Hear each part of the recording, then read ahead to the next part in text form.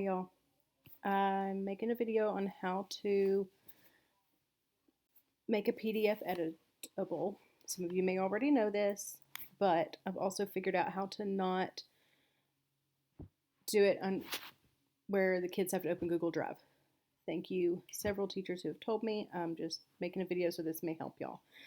So what you want to do first is go to the PDF that you want to be added, that you want to work on.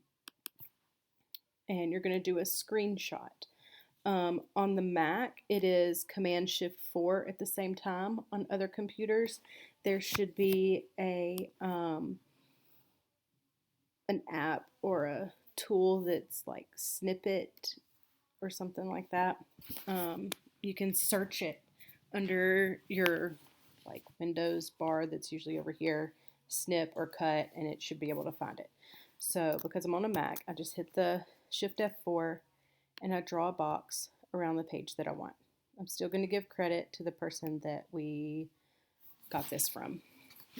And now that I got my little picture there, I go back to Google Drive. I'm going to create a new Google Slides, if I can remember how to do that. I want my page to be set like a regular paper size.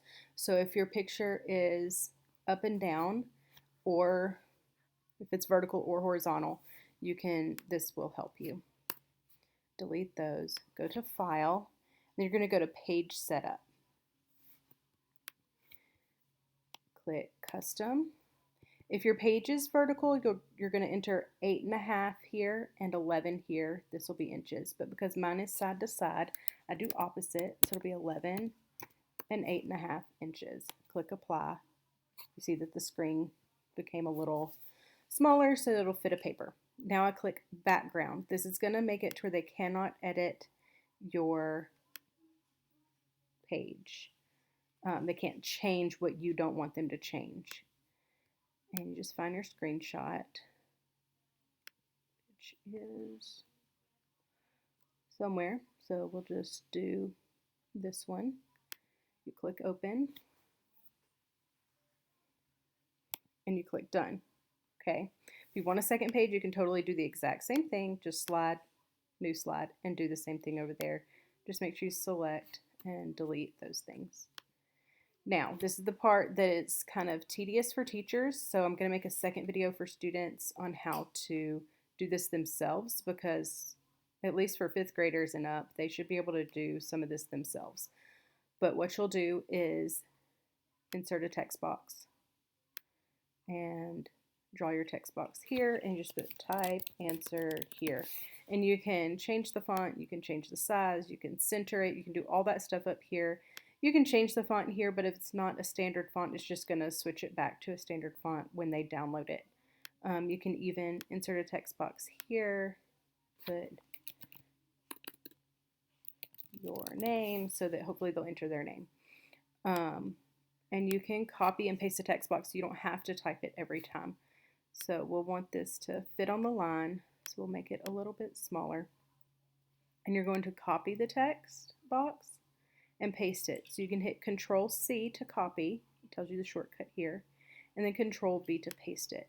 So it makes it a little bit faster. You just want to make sure that the mouse is not flashing, that the box is selected. You hit Control-C, Control-V, and then you just drag it over to where you want it. And you can use the up and down arrows on your keyboard to adjust where it is. And then you don't have to copy again. You can just Control-V, and it'll give you another box that you can drag. And you just keep going until it's all full. And then once you have that done, you have all the text boxes you want, you go to File, Download, Microsoft PowerPoint. And that is going to make it to where the students aren't going to edit your copy. Okay, they're going to be able to edit their own copy. So then when they open it up in Schoology, which this is under my resources, but when they open this up, it's going to pop up as a PowerPoint, and they should be able to go through and edit it. Of course, this is Schoology version, it's just my resource, but they should be able to download it just like an assignment, make their changes, and resubmit their answer. I really hope this is helpful for the time being.